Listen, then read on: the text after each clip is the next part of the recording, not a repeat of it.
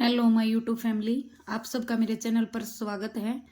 आज हम वाक्यांश के लिए एक शब्द पार्ट 9वां पढ़ेंगे और वाक्यांश के लिए एक शब्द हमारा है 286वां। तो चलो शुरू करते हैं। जो घृणा का पात्र हो, जो घृणा का पात्र हो। ठीक है, जो घृणा का पात्र हो का मतलब है जो घृणा के योग्य हो। ठीक है, जिससे हम घृणा करें तो वो क्या कहलाएगा? घृणित कहलाता है। वाक्यांश के लिए एक शब्द क्या होगा? उसके लिए घृणित होगा। ठीक है, क्या होगा? घृणित होगा। अगला है कोई कार्य करने के लिए, कोई भी कार्य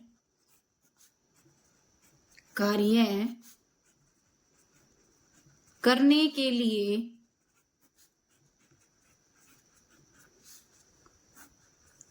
नाजायज रूप में लेने वाला। ठीक है, किसी भी कार्य को करने के लिए नाजायज रूप में धन लेने वाला। ठीक है, नाजायज रूप में क्या लेने वाला? धन लेने वाला क्या कहलाता है? नाजायज रूप में धन लेने वाला क्या कहलाता है? घूसखोर कहलाता है। घूसखोर क्या कहलाएगा? घूसखोर कहलाएगा। नाजायज का मतलब होता है कि जरूरत नहीं हो फिर भी वो ले। ठीक है, उसको क्या कहेंगे? नाजायज कहेंगे। आगे है जो बहुत समय तक ठहर सके। जो बहुत समय तक ठहर सके। ठहर का मतलब होता है रुक सके। उसको क्या कहेंगे? चिरस्थायी। स्थायी मतलब ठहरना, चिर मतलब लंबे। लंबे समय तक ठहरने वाला क्या कहलाता है? चिरस्थायी कहलाता है। अगला देखिए, चक्कर के रूप में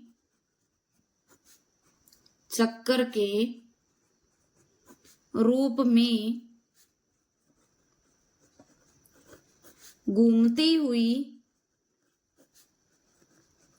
चलने वाली हवा। चक्कर के रूप में घूमती हुई चलने वाली हवा क्या कहलाता है? चक्रवात कहलाती है। ठीक है, क्या कहलाती है? चक्रवात कहलाती है। जैसे कई बार हवा चलती है ऐसे गोल गोल गोल गोल करके, ठीक है, ऐसे गोल गोल गोल गोल घूमती है, तो उसमें जो है जितने भी जो है जमीन के ऊपर कूड़ा करकट पत्ते वगैरह उसके साथ आपने देखे होंगे, जिसको गोल गोल गोल गोल घूमती हुई वो, उसको चक्रवात कहते हैं। ठीक है, अगला देखिए, तो चक्कर के रूप में घूमती हुई चलने वाली जो हवा है वो क्या कहलाती है? वो चक्रवात कहलाती है। आगे देखिए, वह कृति का मतलब रचना होता है जिसमें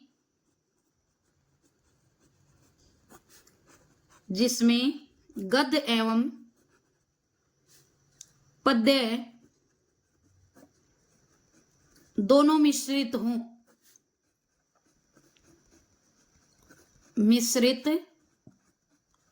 हो। मैं आपको यहां बता दूं, कृति का मतलब होता है रचना। ठीक है, रचना मतलब कविता की भी हो सकती है, गद्यांश की भी हो सकती है। अब गद्य और पद्य दोनों चीजें क्या हैं? जो हमारा साहित्य है। ठीक है, क्या है? साहित्य है। ज्ञान के संचित कोश को हम क्या कहते हैं? साहित्य कहते हैं। हमारा साहित्य दो भागों में बटा हुआ है। किसमें? गद्य में और किसमें? पद्य में। गद्य क्या होती है? गद्य रचना तो वो होती है जिसमें लय ताल तुक सारी चीजें, अलंकार छंद का, ठीक है, प्रयोग करके कवि अपनी रचना करता है। ठीक है, अपने भावों को अभिव्यक्त करता है रचनाकार। तो वो तो गद्य पद्य में आती है। किसमें आती है? लय ताल तुक छंद अलंकार का प्रयोग करते हुए करता है तो वो तो किस में आती है, पद्य के अंदर आती है। ठीक है, और गद्य के अंदर सामान्य रूप से, ठीक है, जिसमें कोई तुक नहीं हो, ताल नहीं हो, गति नहीं हो, ठहराव नहीं हो, ठीक है, तो सामान्य रूप में करता है, उसको हम क्या कहेंगे, उसको हम गद्य कहेंगे। ठीक है, तो गद्य के अंतर्गत कौन कौन सी चीजें आती हैं, निबंध आते हैं, हमारे लेखक जो लेख लिखते हैं, पाठ जिसको हम पढ़ते हैं, ठीक है, वो किसके अंदर आते हैं, गद्य के अंदर आते हैं। और पद्य के अंदर छंद हो गए, अलंकार हो गई, कविताएं हो गई, ठीक है, और जो हैं ये रस जो हो गए, ठीक है, वो किसके अंदर आते हैं, वो पद्य के अंतर्गत आते हैं। चलो आगे देखिए, तो क्या करा है, वह कृति जिसमें गद और पद दोनों ही मिश्रित हों, ठीक है, उसको हम क्या कहेंगे, उसको हम चंपू बोलते हैं। पढ़ा होगा कभी आपने जब साहित्य पढ़ा था, तो उसको हम क्या कहेंगे, चंपू कहेंगे। अगला है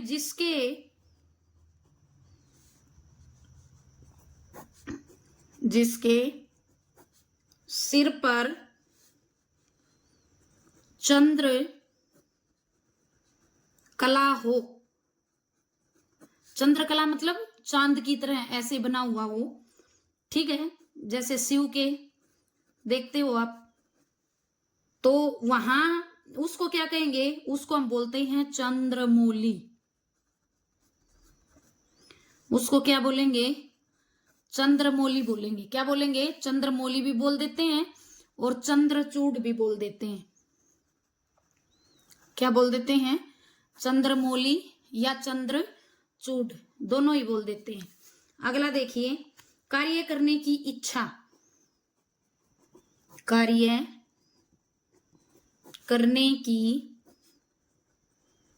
इच्छा, कार्य करने की इच्छा क्या कहलाती है, चिकीर्षा कहलाती है। ठीक है, क्या कहलाती है, चिकीर्षा कहलाती है। क्या करने की, कार्य करने की इच्छा, इंपॉर्टेंट है ये। अगला देखिए, कार्य करने की इच्छा रखने वाला, कार्य करने की इच्छा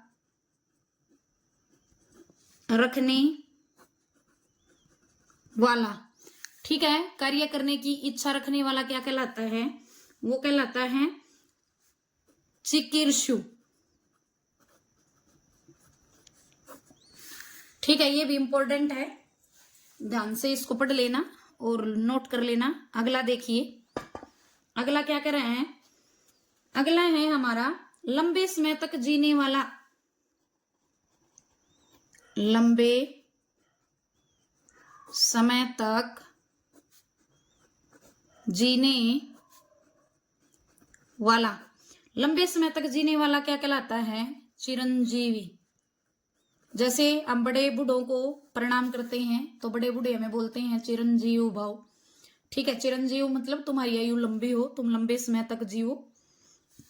अगला देखिए, बहुत समय से परिचित, बहुत समय से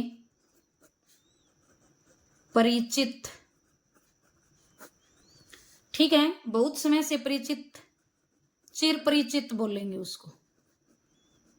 क्या बोलेंगे, चिर परिचित। चिर का मतलब लंबे समय तक, परिचित का मतलब होता है जान पहचान वाला, जिसको हम जानकार बोल देते हैं। उसके बाद अगला है जो चिरकाल से चला आ रहा हो, जो चिरकाल, चिरकाल का मतलब होता है लंबे समय से। क्या मतलब होता है चिरकाल का अर्थ क्या होता है, लंबे समय से चला आया है या आता है, उसको हम क्या कहेंगे, चिरंतन बोलेंगे। ठीक है, क्या बोलेंगे, चिरंतन बोलेंगे। अगला देखिए, अगला है चिंतन करने योग्य, चिंतन करने योग्य बात। चिंतन करने योग्य बात क्या कहलाएगी? चिंतनीय कहलाएगी। क्या कहलाएगी? चिंतनीय कहलाएगी या चिंत्य कहलाएगी? चिंतनीय कहलाएगी या क्या कहलाएगी? चिंत्य कहलाएगी। अगला देखिए, अगला है सभी प्रकार की चिंताओं को दूर करने वाली एक मणि। सभी प्रकार की चिंताओं को दूर करने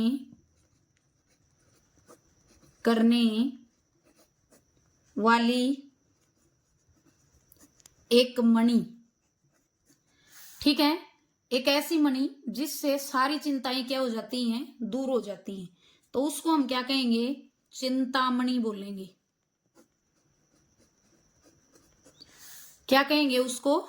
चिंतामणि कहेंगे। अगला देखिए, जिस पर चिन्ह लगाया गया हो, जिस पर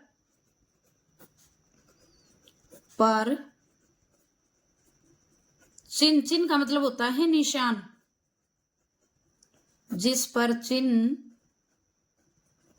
लगाया गया हो तो उसको हम क्या बोलेंगे? उसको हम बोलेंगे चिह्नित।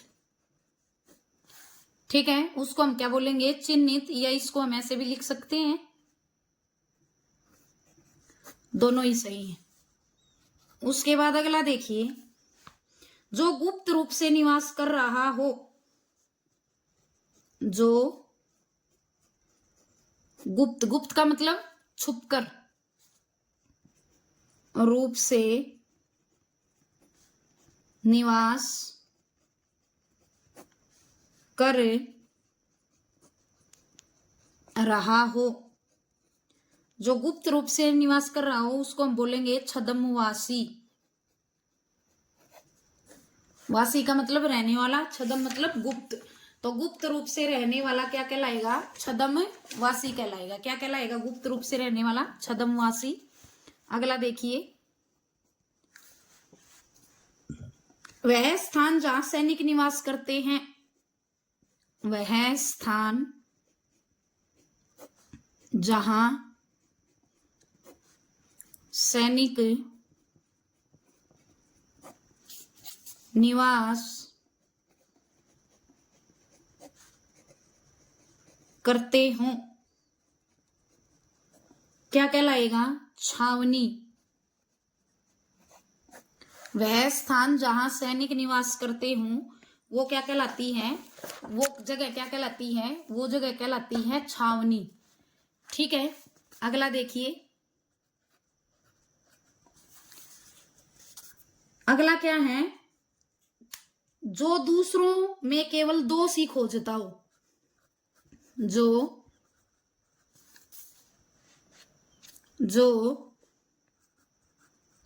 दूसरों में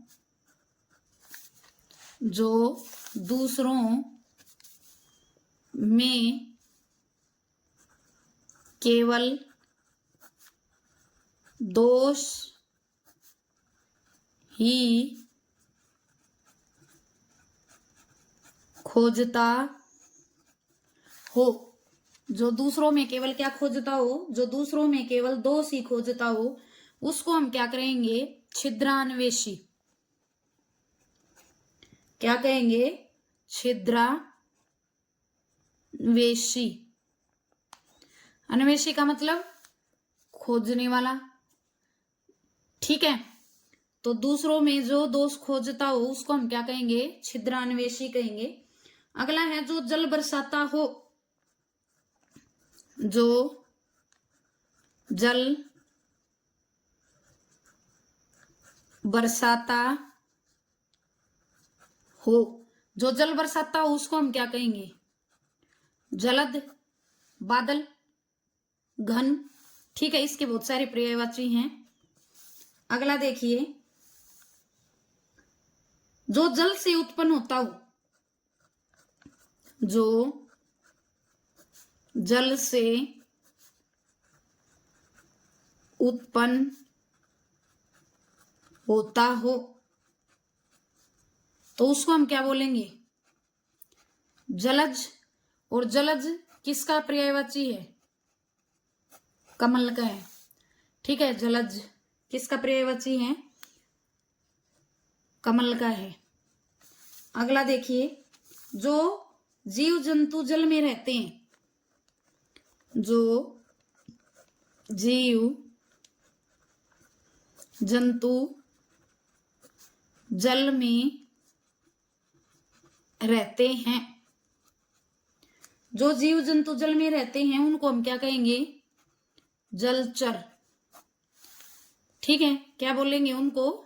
जलचर बोलेंगे। अगला है, जो चमत्कारी क्रियाओं का प्रदर्शन करता हो, जो चमत्कारी, चमत्कारी होती है चमत्कार करने वाली क्रियाओं का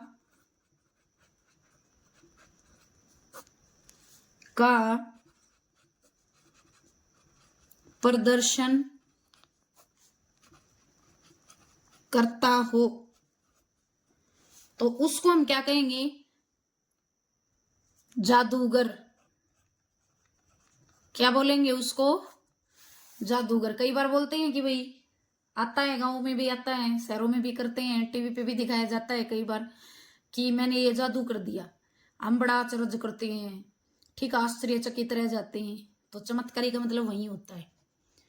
ठीक है, जो चमत्कारी क्रियाओं का प्रदर्शन करता हो उसको हम क्या कहेंगे? जादूगर कहेंगे। जानने की इच्छा, किसी भी चीज को जानने की जो इच्छा पैदा होती है, जो चाह होती है, जो लालसा होती है, उसको हम क्या कहेंगे? जिज्ञासा बोलेंगे। ठीक है, क्या बोलेंगे उसको? जिज्ञासा बोलेंगे। अगला देखिए, जानने की इच्छा रखने वाला, जानने की इच्छा रखने वाला। ठीक है, जानने की जो इच्छा रखता है उसको हम क्या कहेंगे? जिज्ञासु कहेंगे। क्या कहेंगे? जिज्ञासु कहेंगे। अगला देखिए, अगला है गमन करने की इच्छा। गमन मतलब जाने की, गमन करने की इच्छा। ठीक है, गमन करने की इच्छा क्या कहलाएगी? जिगमीषा।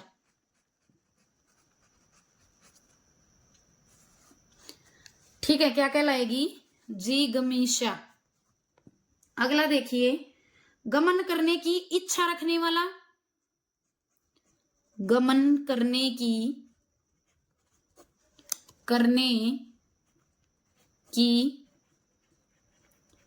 इच्छा रखने वाला क्या कहलाएगा? जिगमीषु कहलाएगा। जिगमीषु। चारों अलग अलग हैं। जानने की इच्छा रखने वाला जिज्ञासा, जानने की इच्छा जिज्ञासा, जानने की इच्छा रखने वाला जिज्ञासु, गमन की इच्छा जिगमीषा और गमन की इच्छा रखने वाला जिगमीषु। ठीक है, इच्छा संबंधी कल हम अगली वीडियो पे बात करेंगे। ठीक है, तो आज के लिए इतना ही। अगर मेरी वीडियो आपको अच्छी लगी हो तो इसे लाइक करें, शेयर करें, कमेंट करें और सब्सक्राइब करें। धन्यवाद।